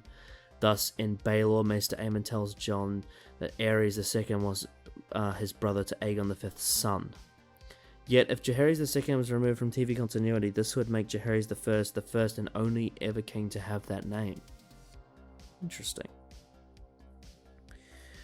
Dragonstone and King's Landing appear in the opening credits, but not in the episode, possibly to be a bit misleading. In the books, Bran Stark and his companions take refuge in the abandoned town of Queenscrown, where their path intersects with a wildling raiding party that Jon Snow is accompanying. Queenscrown doesn't appear on official maps provided by HBO's Viewer Guide, but the actual identity of the ruins that Bran hides in are not stated in on-screen dialogue. Queenscrown lies about 25 leagues south of the Wall, roughly 75 miles. Thus, the wildling party travelled a considerable distance south after they initially scaled the Wall, as indicated by the fact that the Wall isn't visible in the background of these scenes. On-screen dialogue doesn't outright state this, but the idea is that Tormund and his followers didn't want to directly follow the Wall east of Castle Black, because they might be spotted by one of the sporadic patrols along the top. Thus, their plan was to travel far to the southeast to avoid detection, then loop around and attack Castle Black from its southern and least defended side. Robb says that Catelyn begged him not to send Theon to negotiate with his father. Actually, Catelyn never objected to send Theon, as an envoy on behalf of Robb, she only disapproved of the idea of farming an alliance with the Balon Greyjoy. In the novels, Catelyn indeed objected to send Theon to the Iron Islands much more firmly than she objected to ally with the Ironborn, and Robb did not listen to her in respect for both matters. When Robb's direwolf Greywind is killed in his kennel, trying in vain to knock the door of the cell open, it would have been difficult to train the actor dog to bang on the door, so that when viewed from exterior of the cell, it's actually Swordmaster C.C. Smith kicking the door and kicking hay around underneath it. This is the first episode in which the end credits play in total silence. If you remember, they did that in Earthshock as well. Did that for Adric's death. Do you reckon Adric's death in Earthshock is like it's like Doctor Who's Red Wedding? in some regards. Although to be fair, wasn't exactly foreshadowed. Yeah, but it definitely has the silent credits for sure. Yeah. This episode was nominated for 2 2013 Primetime Emmy Awards, Outstanding Writing for a Drama Series, and Outstanding Single Camera Picture Editing for a Drama Series. It ultimately, somehow, did not win. I don't know why, but it fucking should have. How does it make you feel that this didn't win the Emmys, but Game of Thrones Season 8 won Emmys? That's retarded. Yep. That's actually really, really stupid. Yep.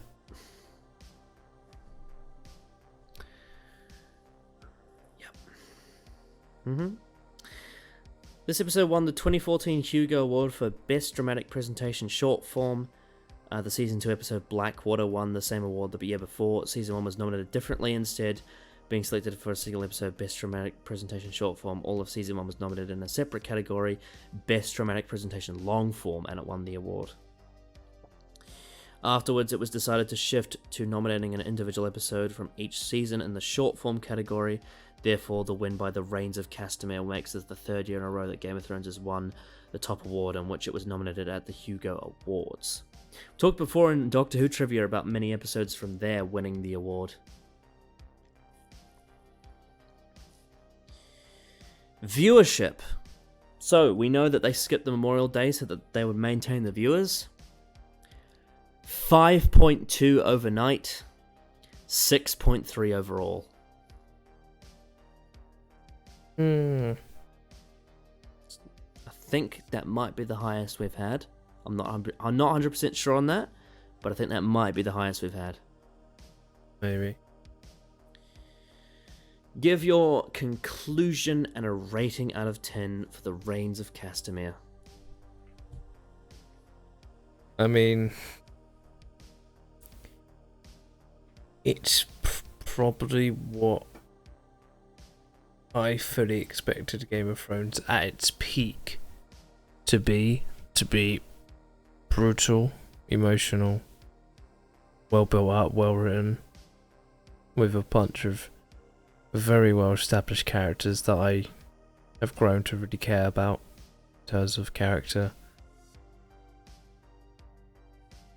Without a doubt, it's the best episode that's been on the show so far. So I feel like I'm glad I think I've saved it for this, because I think that this is the real moment. I think that the show has shown how high, in terms of how well written it can be. So I'll give you my first 10 out of 10. Excellent. Yeah. The Reigns of Castamere is a masterpiece. Everything involved with the Red Wedding is some of the best written storytelling I think I've ever seen, adapted from a brilliant novel. It's the most famous moment in the show.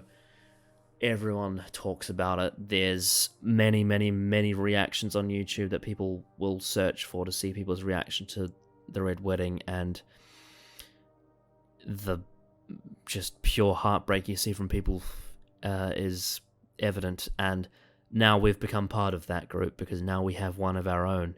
And despite the fact that this is probably the 5th time I've watched this episode, I was still in tears. It is that powerful. It is that powerful. On top of that, the performances, the direction, the music, all sublime. The thematic linking with Starks almost seeing each other but being so close but no cigar is excellent. Everything was perfectly plotted. It was just so well unfolded. On top of that, you get the brilliant crossover storyline with Bran and Jon Snow. I loved that. You get a moment with Samwell Tarly that has been building for his entire character, that it really defines, like, someone calling him a wizard is all he could ever have wanted. The fact that it comes from someone that special that he cares about means a lot to him. And then, of course, the Yunkai plot was cool as well, with the invasion and the tension between Jorah, Barristan, Dario, Grey Worm, and Daenerys was there in spades. This is my favourite episode of Game of Thrones. This is the peak and the absolute fucking just golden moment. And this is sort of the best kept secret because people will often try not to spoil this for people because it's such a monumental moment. But even if you know it's going to happen, it still hurts big time. So of course I'm going to be giving it a 10 out of 10. Unbelievable. Absolutely unbelievable. And what this means for the story as a whole is huge. Yeah, this is massive. Like, the Ned Stark death was a big twist, but this was on another level. Oh yeah. Wonderful stuff. Right, anything else you want to say before we wrap up? That episode has really worn me out. I'm still kind of in shock. Probably going to take me about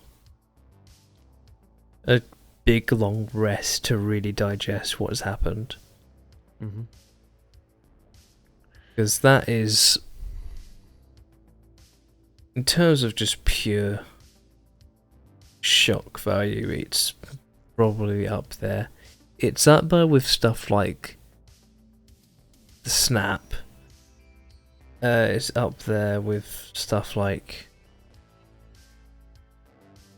Time Lord Victorious. It's up there with stuff like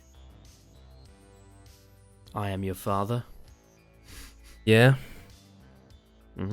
Let's think of another one. Because there's so many of these kind of moments within media. There's just so many. It's just me, Austin. It's me all along. No. I drove Spider-Man away. No, it's up there with that kind of stuff in terms of what I've seen it being quite an emotionally well written, impactful moment within a story. Well, with the Red Wedding over and done with, we still have one more episode of season 3 left. We've got another wedding. We've got one. We've actually got 2 more weddings. Actually, yeah, we got 2 more. We've got Loras and Cersei, and we've got Joffrey and Marjorie still to come. Yeah, I imagine they're going to have a well of time knowing that they've basically won the war. Tywin Lannister is the most powerful man in the world. Joffrey's.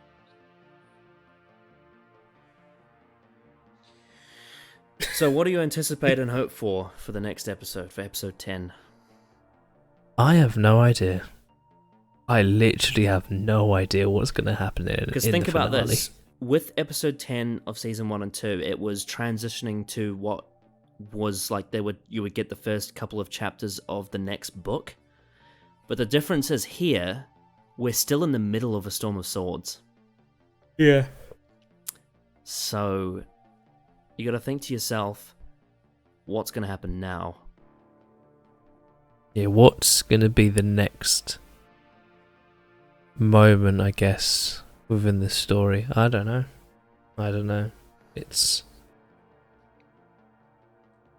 It's going to be something. It's going to be quite the aftermath to this episode, because I imagine we'll get a lot, much like with Ned's death, we'll get a lot of people reacting to this moment because it's a massive moment within the world. Mm-hmm. And like I said, Joffrey's going to be insufferable because he's now got, in his mind, he's got no one to fear. In his eyes, he has won this war as king. Oh boy. Mm-hmm. Yeah, looking forward to the this finale. could have been avoided had Ned never gone south. If he had just forgotten his honor for 1 second and said no to Robert Baratheon, none of this would have happened. But he had to fucking stick his nose in Jon Arryn's death. And he had to honor his king, and now him, his wife, his oldest son are all dead.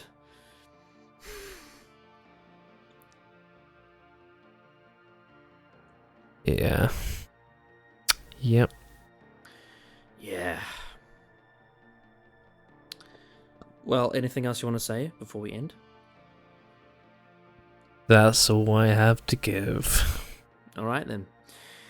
Well then, we will see you all next time for episode 10, which is called Misa.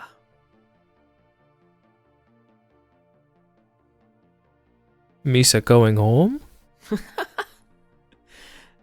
going home! Is it going to have Jar Jar in it? What a tonal shift that would be after the Red Wedding. Jar Jar just comes on screen.